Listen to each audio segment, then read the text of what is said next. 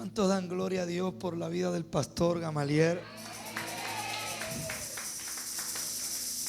Yo creo que el pastor tiene una gracia muy particular y que Dios lo ha puesto para ustedes.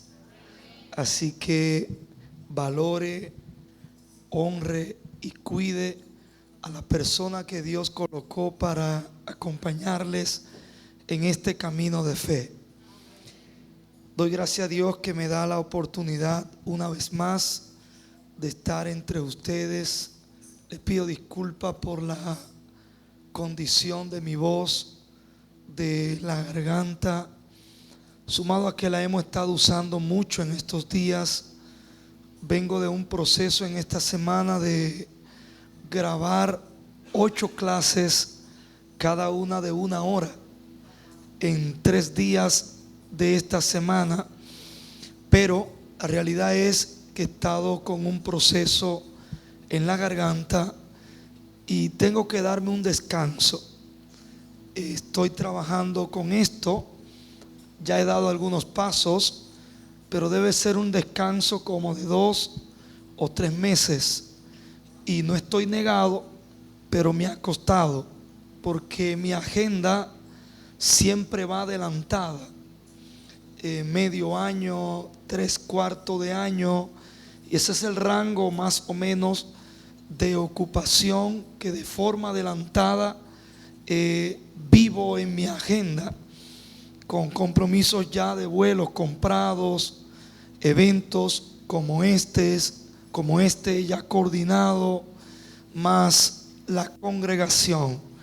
Pero yo sé que con su oración y las decisiones que estamos preparando para tomar, vamos a lograr ese espacio, ya que cada vez que vuelvo y uso la garganta, el proceso se me devuelve un poco y estamos en eso.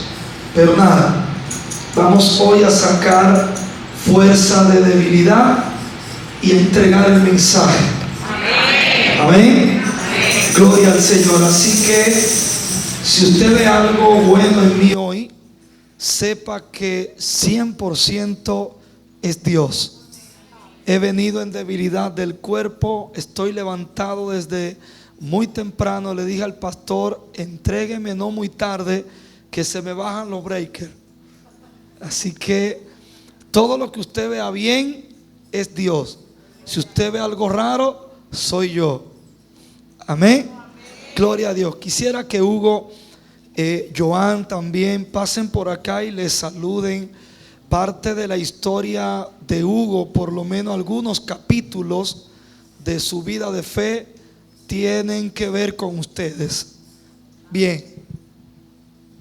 Bendecida noche, hermanos. Un placer verles por aquí y saludarles. Sabemos que Dios estará en medio nuestro en esta noche y que el Señor pues utilizará las pocas fuerzas que tiene el pastor hoy para entregarle la palabra. Así que aprovechenlo y sea Dios con nosotros. Amén, hermanos. Bendecidos son todos en Cristo. Mi nombre es Joan Mercedes y para mí será más que un placer compartir este momento de edificación, y sé que en el nombre poderoso de Jesús todos seremos súper edificados. Fue un placer. Bien, ¿están listos para la palabra?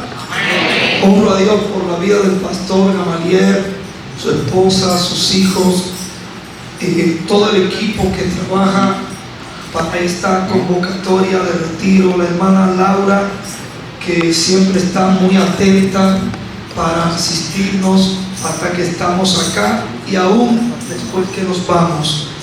El tema que se me ha asignado, el pastor lo decía al principio, es reconociendo el valor de la cruz.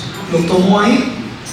Reconociendo el valor de la cruz. Así que los minutos que voy a ocupar, voy a hacerlo de manera lo más posible íntegra a la palabra de Dios, ya que lamentablemente hoy estamos diciendo que la Biblia dice muchas cosas que ella no está diciendo. Y muchos predicadores estamos hablando, pero la Biblia está en silencio. Y es necesario que a nuestros púlpitos la palabra de Dios vuelva a hablar. Amén. Por lo menos voy a utilizar dos perspectivas apostólicas para compartir con ustedes este tema a la luz de la Biblia. La perspectiva de Pedro y la perspectiva de Pablo en lo que tenían ellos como la cruz. ¿Cuál era el sentido, la conciencia, el valor que ellos le daban a la cruz y por qué? Primero miramos en el primer libro de Pedro, capítulo 1, verso 18 al 20. Primera de Pedro, capítulo 1, versículo 18, 19 y 20. Y luego Filipenses, capítulo 3, versículo 16 al 20.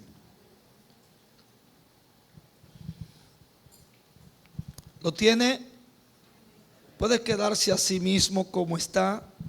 Primera de Pedro, capítulo 1, verso 18 al 20 dice: sabiendo que fuisteis rescatados de vuestra vana manera de vivir, la cual recibisteis de vuestros padres, no como recibisteis de vuestros padres, no con cosas corruptibles como oro o plata, sino con la sangre preciosa de Cristo, como de un cordero sin mancha y sin contaminación, ya destinado desde antes de la fundación del mundo, pero manifestado en los postreros tiempos por amor de vosotros.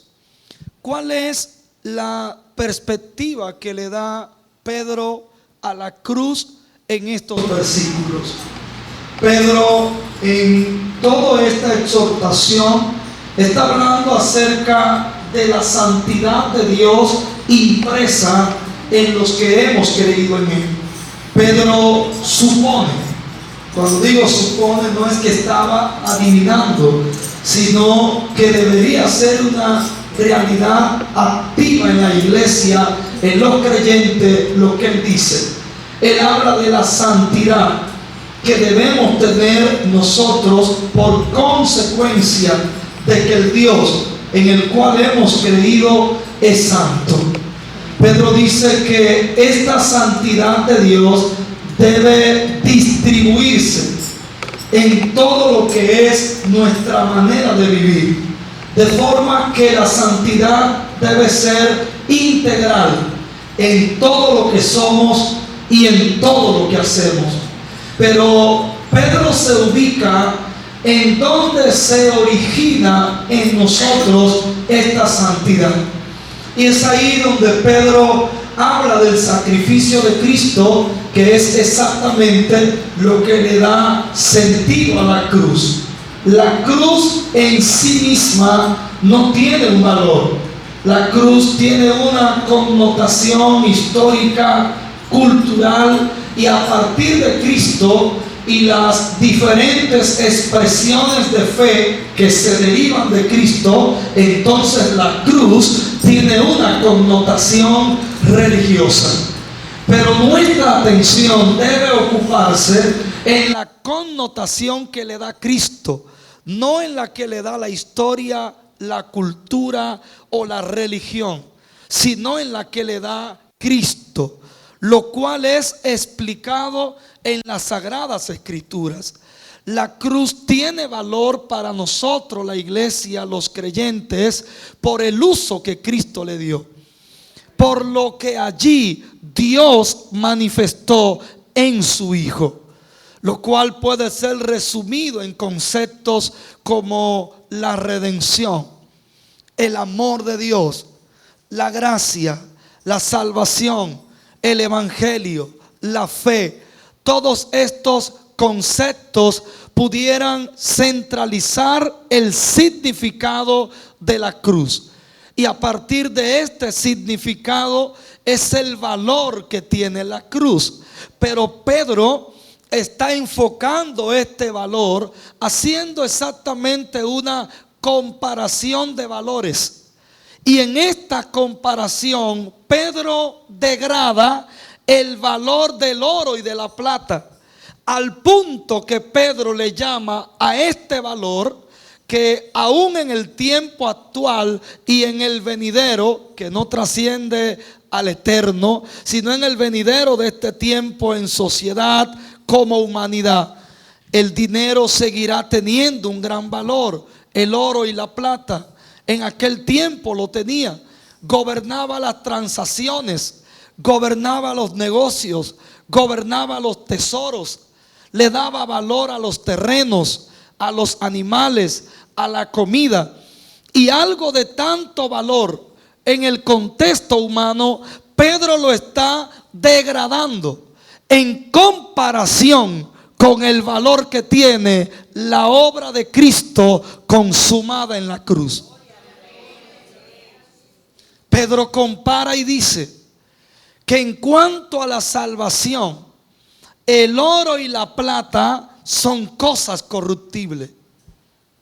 No que el oro y la plata sean corruptos en esencia, porque son elementos propiamente de la creación de Dios. Pero el oro y la plata en el uso humano como moneda, como valor, no tiene comparación delante de lo que Dios utilizó para la transacción de nuestras almas. Pedro dice que lo que Dios invirtió en la obra redentora de la cruz fue la moneda de la sangre de Cristo. Y que esta moneda tiene una relevancia que trasciende todo valor humano. Por eso reitero, Pedro degrada el valor del oro y de la plata ante el valor de la sangre de Cristo vertida en la cruz del Calvario. Qué incoherencia que la palabra de Dios, en la opinión del apóstol Pedro, degrada el valor del oro y de la plata para resaltar el valor de la sangre de Cristo. La incoherencia es que los que hemos sido redimidos por esa relevante sangre, entonces menospreciamos el valor de la cruz por los asuntos de este mundo. Dígale al que está a su lado, qué incoherencia. Pedro señala que el valor de la cruz requiere una transformación, porque Pedro dice que fuimos rescatados. Oiga, por dónde empieza Pedro a crear en nosotros, en nuestra conciencia, el sentido de valor de la cruz. Empieza señalando de dónde fuimos nosotros rescatados. Y esa idea, ese término rescatado, señala a la obra redentora. Ese término rescatado describe que todo aquel que ha sido alcanzado por la obra de la cruz estaba cautivo, encarcelado en prisiones de oscuridad y encadenado al pecado. Pero que la obra de la cruz tuvo el poder de trasladarnos del cautiverio del pecado, simplemente porque al que el Hijo liberta es verdaderamente libre. Y que si hay alguna razón en su venida como redentor a la tierra, es para libertar a los cautivos, para pregonar libertad a los oprimidos. Amén. En ese sentido, Pedro está diciendo que fuimos rescatados de nuestra vana manera de vivir. En esta expresión, vana manera de vivir, Pedro representa nuestro antiguo estado. Un estado de oscuridad, un estado de pecado, pero Pedro no le llama directamente pecado o tinieblas o sistema satánico. Pedro le llama vana vida. Pedro señala como una forma de vida sin sentido de propósito. Pedro está hablando de una vida vacía, de una vida carente del propósito existencial, de una vida ausente de Dios, de una vida desviada y destinada a condenación eterna. Pedro le llama a nuestro antiguo estado vana manera de vivir. Y me gusta como Pedro le llama a nuestro pasado sin Cristo, porque exactamente se compara con lo que ahora tenemos en Cristo. ¿Y qué es lo que tenemos? Vida y vida en abundancia. Si para algo Cristo vino, fue para reconectarnos con la vida y la posición de la que nunca debimos de movernos. Cristo nos ha dado a nosotros es una nueva vida. Cristo no vino a reparar personas. Cristo no es como la psicología, con el permiso y el respeto de esos profesionales. Creo en eso y hacemos uso a veces. Pero Él no trabaja como la psicología, que trata de reconstruir, reparar, enmendar a las personas. No, Cristo no trabaja así. La cruz elimina quien tú eres para establecer quién Él es.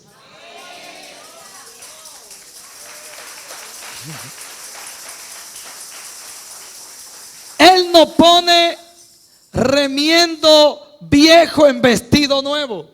Cristo no remienda vidas. Cristo no recicla personas. Por eso existe la cruz en la fe. Porque la cruz en la fe implica que ya no vivo yo, sino que ahora Cristo vive por medio de mí. Y si alguno está en Cristo, nueva criatura es. Las cosas viejas, he aquí, todas son hechas nuevas. Cuando la iglesia trata de reparar personas, pierde el sentido de la fe. Por eso el evangelio no trabaja tratando con el moralismo, vigilando conducta. El evangelio se centra en naturaleza. El evangelio trabaja la naturaleza del pecado en nuestra alma, produciendo un nuevo nacimiento. Y con el nuevo nacimiento, una nueva vida. Es a lo que se le llama la regeneración. Es una obra de naturaleza.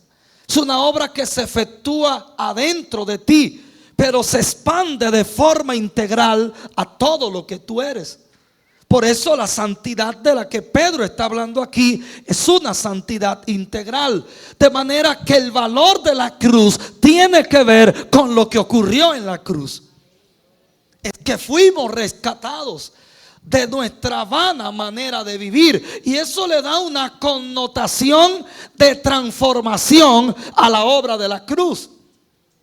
La obra de la cruz tiene un valor porque hay una transacción allí. Pedro está hablando de una transacción. Pedro está hablando de la sangre como una moneda. ¿Cuál fue la transacción? La transacción fue que Dios dio vida por muertos.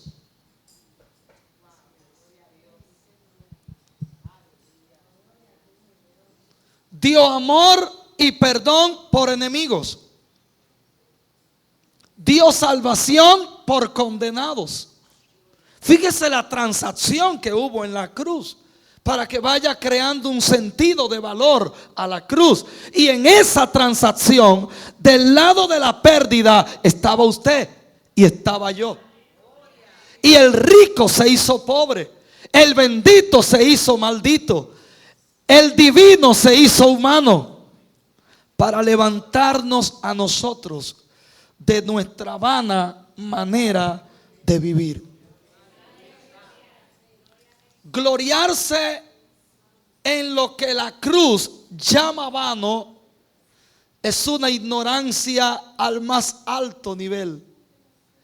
Cuando una persona no creyente, con el respeto de las visitas que tenemos en este retiro, pero cuando una persona no creyente le dice no a la gracia que el evangelio comunica, no se imagina la ignorancia que le ocupa.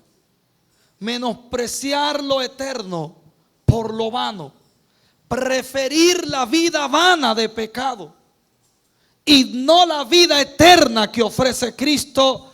Eso es una desgracia. Eso es una osadía inconsciente, porque en verdad no sabe lo que está haciendo. Con razón Cristo dijo: ante los que menospreciaban en la cruz, Padre, perdónalos, porque ellos no saben lo que están haciendo. Ser ocupado por la oscuridad es ignorar el valor de la cruz. Esa es la perspectiva que Pedro le da al valor de la cruz. Pero miremos ahora la de Pablo. Filipenses capítulo 3. Versículo 17, dice la escritura: hermanos, sed imitadores de mí y mirad a los que así se conducen según el ejemplo que tenéis de vosotros.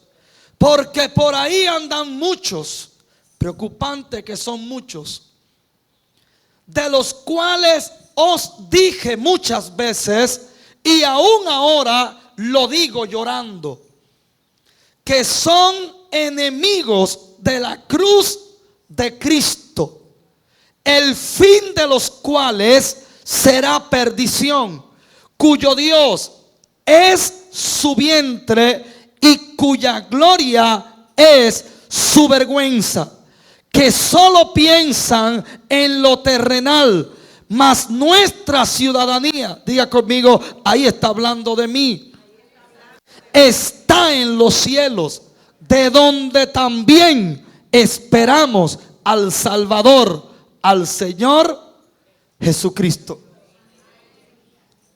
Pedro, en su perspectiva del valor de la cruz, está resaltando al Dios santo y llamándonos a ser santos. Pero el apóstol Pablo aquí está vacunando la iglesia en los filipenses. Esta iglesia que cuando usted lee la carta completa se dará cuenta que era una comunidad de creyentes que Pablo tenía muy cerca en su corazón. Pablo no tenía queja de estos hermanos. Estos hermanos describían bien lo que era el gozo de la salvación, el gozo del apóstol en el trabajo que él realizaba para la edificación de la iglesia. No todo es dolor de cabeza en el trabajo con la iglesia. Líderes que me escuchan, ciertamente hay ovejas que hay que sobrellevarlas, pero hay ovejas de consolación. Hay ovejas que consuelan el liderazgo y le comunican que el trabajo no es en vano, que vale la pena trabajar en el rebaño. Pero hay otras ovejas que le recuerdan a uno los clavos de Cristo, la corona de espina, y esos también son buenos, porque mantienen a uno participando de los padecimientos de Cristo. Y en verdad, Eso es importante. Pero el apóstol Pablo disfrutó esta congregación, disfrutó a estos creyentes. Sin embargo, no hay nada tan bueno como para no ser atacado por el mal. Así que el apóstol Pablo está afirmando y confirmando la fe de estos hermanos, porque eran zarandeados no solamente por los judaizantes, sino también por los libertinos, falsos maestros, los gnósticos, que aquellos judaizantes querían privar a los hermanos, a los que habían creído en Cristo, los querían privar de la libertad que tenían en Cristo. Pero los otros falsos maestros le querían dar tanta rienda que querían convertir la gracia en libertinaje. En ambos extremos tiene el apóstol Pablo que intervenir. Y es aquí donde Pablo dice: mírennos a nosotros, mírennos según el ejemplo que le hemos dado. Pablo se le está colocando a ellos como un referente. Pablo no solamente lo adoctrinaba con teoría, sino que Pablo había encarnado la doctrina, y más que un orador todos los domingos comunicando un sermón, Pablo predicaba desde una vida regenerada. Pablo y su equipo eran un modelo de lo cual él podía decir: sean imitadores de mí, así como yo de Cristo. Así que Pablo podía confrontar a los falsos maestros, que aunque podían tener discursos encantadores, artistas del engaño, artistas del error, sin embargo jamás podían confirmar una vida regenerada. El diablo podrá imitar aún el evangelio, pero el diablo nunca podrá imitar la transformación de la cruz. Por eso el único distintivo que Jesús dio para separar lo falso de lo verdadero fue el fruto. Por sus frutos. Porque es imposible que el árbol bueno dé frutos malos y que el árbol malo dé frutos buenos. Se puede parecer el follaje, se puede parecer el tronco, se puede parecer la sombra, pero jamás el fruto. La primera mención de fruto en la Biblia aparece como consecuencia de una naturaleza. Cada vez que la Biblia habla de fruto, directa o indirectamente, está hablando de naturaleza. Hay diferentes frutos en el mundo. Está el fruto de la tierra, está el fruto del vientre, que son los hijos, está el fruto de los animales, pero también está el fruto del espíritu. Para haber fruto tiene que haber semilla. Para haber semilla tiene que haber una naturaleza, porque lo dijo la ley de Dios sobre la creación, que produzca la tierra árboles que den fruto, fruto que lleve semilla según. Entonces, hablar de fruto es hablar de naturaleza. Por eso le dije ahorita, quizá alguno no lo agarró, que el evangelio no trabaja con conducta. El evangelio trabaja con naturaleza. Porque el problema del ser humano no es de conducta, es de naturaleza. La Biblia dice: y éramos por naturaleza hijos de desobediencia. El problema de la gente en el mal no es que quieren, es que no pueden. Por eso la Biblia dice: el hombre natural no dice que no quiere, dice que no puede. Porque tiene una condición de naturaleza corrompida, caída, pecaminosa. ¿Por qué usted cree que para el hombre creer en Cristo, para nacer de nuevo, tiene el Espíritu de Dios que intervenir? Tiene el Espíritu que convencer de pecado. Tiene el Espíritu que libertar. Tiene el Espíritu que regenerar. Porque hay un problema de naturaleza. Por tal razón, lo que Pablo aquí está dando se corresponde a quienes no han nacido de nuevo, pero han asumido el mensaje. Es como asumir la palabra sin la naturaleza de la palabra, que es Cristo. Entonces Pablo dice: sean imitadores de nosotros y según el ejemplo que le hemos dado, condúzcanse en la fe. Porque Pablo sabía que ellos estaban siendo zarandeados. Y cuando la fe está siendo atacada, cuando la iglesia está siendo atacada, no es momento de levantar pancartas, es momento de levantar frutos. No es momento de discursos, es momento de ejemplo. ¿Está conmigo? Entonces, Pablo dice: porque por ahí andan muchos que son enemigos de la cruz de Cristo. Mire de qué forma Pablo está mirando el valor de la cruz. Pablo dice que hay muchos por ahí que son enemigos de la cruz de Cristo. Y yo espero que sigamos declarando esta verdad en ese mismo sentido gramatical. Hay muchos por ahí y que no tengamos que decir hay unos cuantos por aquí que son enemigos de la cruz de Cristo.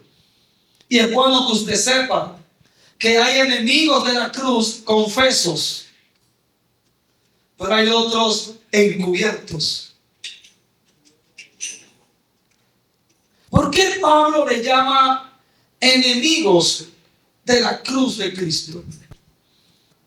Cuando usted mira el verso siguiente, Pablo los describe diciendo: el Dios de ellos es su vientre y su gloria su vergüenza, y solo piensan en lo terrenal. ¿Qué ocupaba a estas personas? ¿Cómo usted se da cuenta quiénes son los enemigos de la cruz? Pablo acaba de dar las características de estos enemigos de la cruz. Usted me pregunta a mí: pastor, ¿los hay hoy en día? ¿Trasciende la verdad de este texto a nuestro tiempo? Yo le diría en mayúscula: sí, los hay.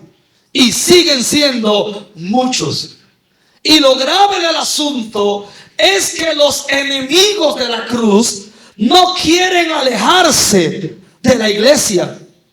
Quieren convivir con la iglesia y han creado un evangelio sin cruz.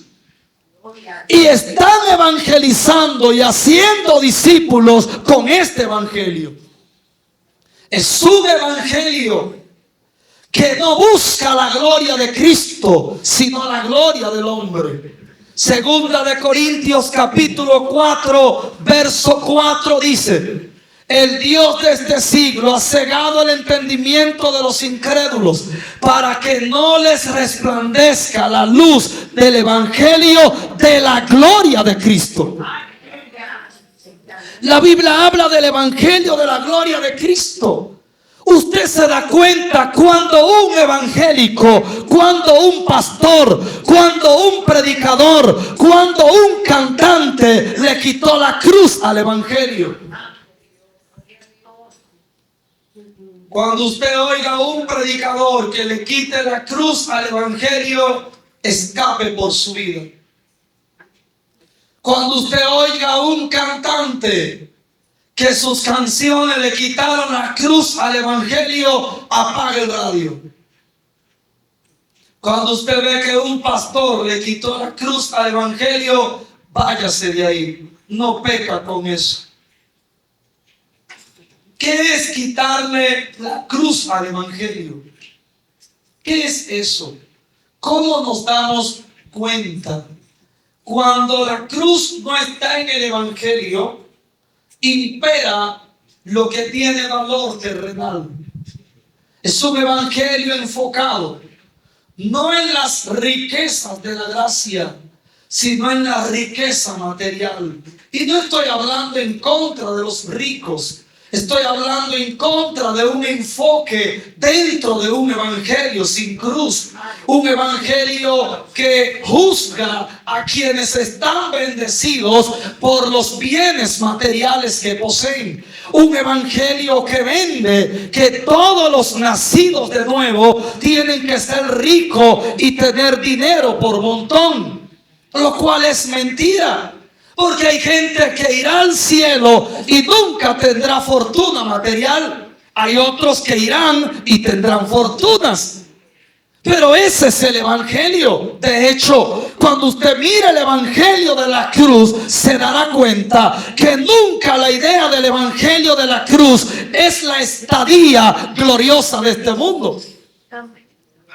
¿Qué dice el evangelio de la cruz de la iglesia y este mundo? Vamos a ver. ¿Qué dice? No améis el mundo, porque si alguno ama el mundo, el amor del Padre no está en él. No se hagan amigos del mundo, porque el que se hace amigo del mundo se constituye enemigo de Dios.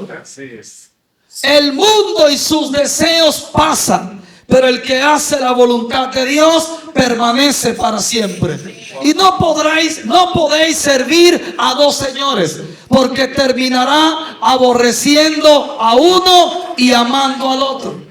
¿Qué es lo que la Biblia habla de la iglesia y el mundo? Pero por otro lado dice algo que consuela: id por todo el mundo y predicad el evangelio a toda criatura. Cuando Dios mira el mundo y la iglesia, ¿cómo es que ve esa ecuación? ¿Cómo Dios la ve? Piense a ver si es como usted lo ve. Vamos a ver cómo Cristo vio la relación iglesia-mundo. ¿Cómo Cristo lo vio? Señor, ellos están en el mundo, pero no son del mundo. No los saques del mundo, pero cuídalos del mal que hay en el mundo. Y luego nos envía al mundo. ¿Pero a qué? ¿Y como qué? Como luz, como sal, como levadura. ¿Como qué te envió al mundo? Entonces, el evangelio de la cruz promete una esperanza viva, pero una esperanza que trasciende este mundo. Una esperanza que nos enfoque en lo porvenir, no en lo presente. Cuando usted lee la Biblia en el evangelio de la cruz, en este mundo la iglesia sufre. En el mundo tendréis aflicción, pero confiad, yo he vencido al mundo. ¿Se da cuenta cuál es el evangelio de la cruz? Pero el evangelio sin cruz te voltea el asunto. El evangelio sin cruz te cierra los ojos a lo porvenir. Es el reino aquí y ahora. Y ciertamente el reino está entre nosotros. Pero la obra consumada del reino no ha sido perfeccionada en este mundo. Todavía hay eventos que faltan. Todavía falta llegar al colmo de los pecadores y que se complete el número de los salvados. Entonces ha de venir el Salvador y entonces restaurará todas las cosas. Esa es la esperanza viva nuestra. Mientras tanto padecemos en este mundo, nos consolamos con esa esperanza. Porque la esperanza que no se espera no es esperanza. Y si se espera, no avergüenza. Entendamos el evangelio de la cruz, porque nos están engañando. En este mundo el creyente padece. Pastor, usted vino a hablarme de sufrimiento. No, es la verdad bíblica sobre tu fe. ¿Por qué digo que sufre? Porque nosotros vivimos en un mundo gobernado por un sistema caído, irredento. O sea, este sistema no se redime. No hay forma de cambiar este sistema. Hay mejoras, pero este sistema no cambia. Este sistema se destruye en su tiempo. Si no Dios restaurara esto, no, Él lo va a destruir. Porque no tiene remedio. No tiene remedio. Y este sistema está gobernado por el maligno. Por eso usted tiene hambre, o debería tener hambre y sed de justicia. Cristo se dio todo en la cruz. Todo. Entonces Él te quiere en totalidad. Él es el todo. En todo. Debemos arrepentirnos, iglesia, porque hemos menospreciado la cruz. Hemos invalidado el poder de la cruz. Hemos envanecido la cruz. Cuidado si somos nosotros contados en la lista de los enemigos de la cruz. ¿Quién es nuestro Dios? ¿Son nuestros deseos? ¿Nuestros apetitos? ¿Es Dios el patrocinador de tus proyectos? ¿O eres tú el siervo del proyecto de Dios? ¿Es Dios quien da cobertura a tu propósito? ¿O eres tú quien vives para el propósito de Dios? ¿Crees para que Dios descienda a lo tuyo? ¿O crees para elevarte a lo de Dios? No podemos matar a Cristo dos veces. Ese sacrificio fue perfecto una vez por todas. Ya no hay más sacrificio. Por eso cesó el sistema mosaico sacerdotal de la ley de los sacrificios y ceremonias. Ya no existe, porque todo apuntaba al Cordero Inmaculado, destinado desde antes de la fundación del mundo, pero manifestado en nuestro tiempo por amor a nosotros. ¿Qué haremos, iglesia, frente a esta verdad? Vamos a asumir el valor de la cruz, no por ella en sí, sino por la obra de Él en ella. Vamos a buscar el modelo correcto, o seguiremos siguiendo a los enemigos de la cruz, que cantan para resaltar la figura humana, no para resaltar a Cristo. Si la Biblia toda se centra en Cristo, ¿por qué entonces predicamos sin Cristo? Cantamos sin Cristo. ¿Sabe por qué? Porque hemos hecho de la música un negocio. Componemos música para vender, no para glorificarlo a Él. Hemos hecho de las predicaciones proyectos personales, marketing de hombres y mujeres que se venden como un producto en las redes sociales, con una incoherencia entre lo que proyectan sus redes y lo que viven en realidad. Hemos convertido a los ministros en celebridades, y tanta culpa tiene esa celebridad como la tiene el pueblo que lo adora, como quienes se postran a los becerros que han construido. Necesitamos volver al evangelio de la cruz.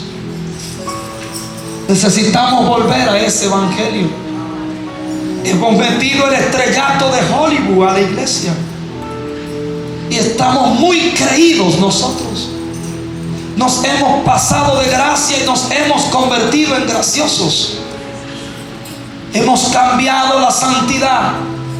Hemos cambiado la verdad bíblica que edifica por entretenimiento, porque hay que mantener a la gente adentro. No, el evangelio nunca fue dado para entretener, tampoco para informar. Dios no quiere intelectos engordados. Dios quiere corazones transformados.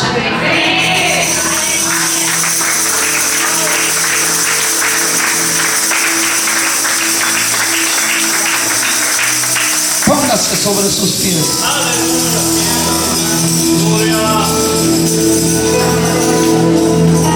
Yo siento algo extraño en mi corazón.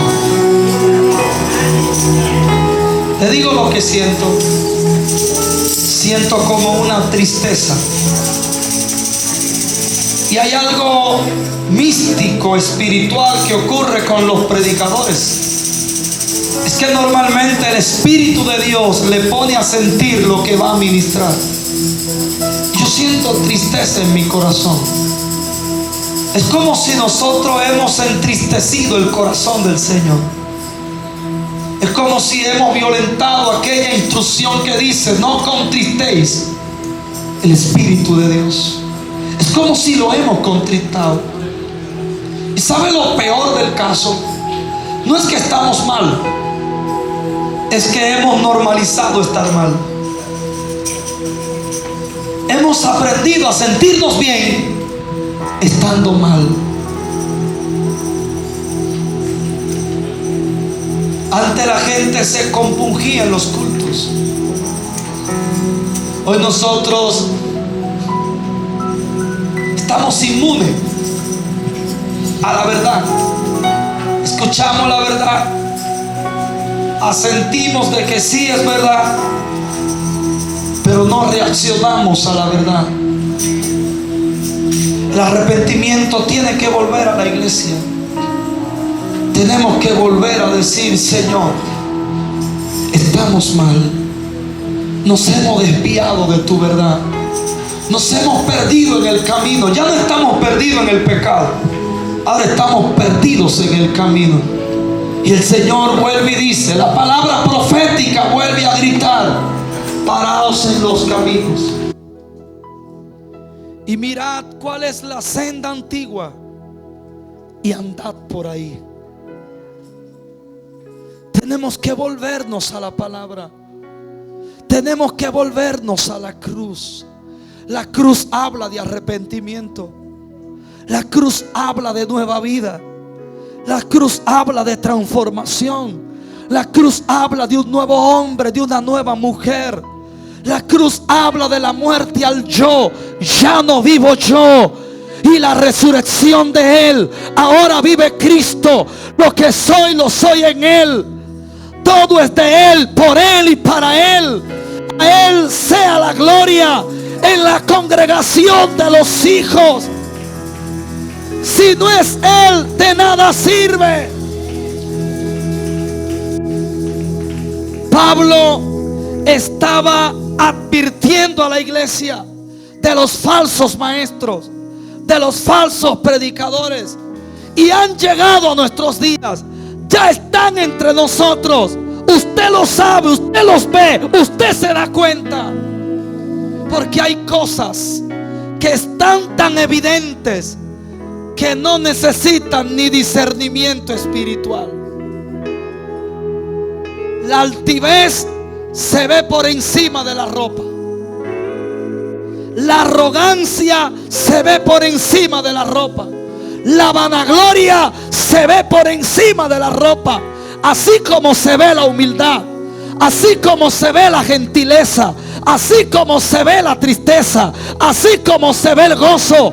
Pero no hacemos de la vista gorda. Lo que Pablo está diciendo: aléjense. No le abran su corazón a los que son enemigos del dueño de tu corazón. No honres a los que deshonran al dueño de tu honra.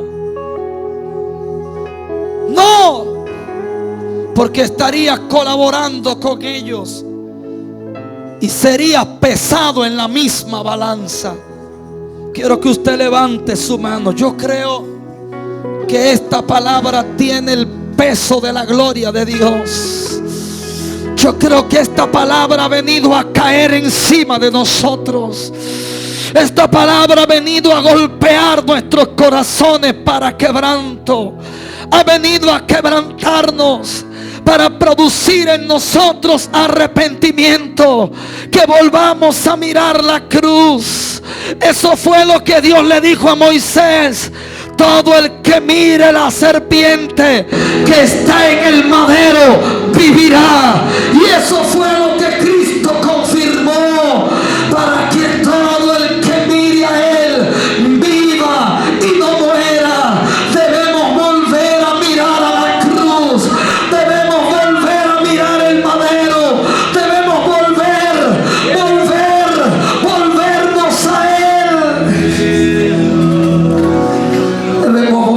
manos a Él. Cante algo sublime, cante algo. Porque yo creo que esta es noche de arrepentimiento.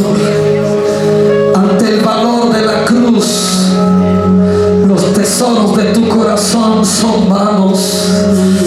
El valor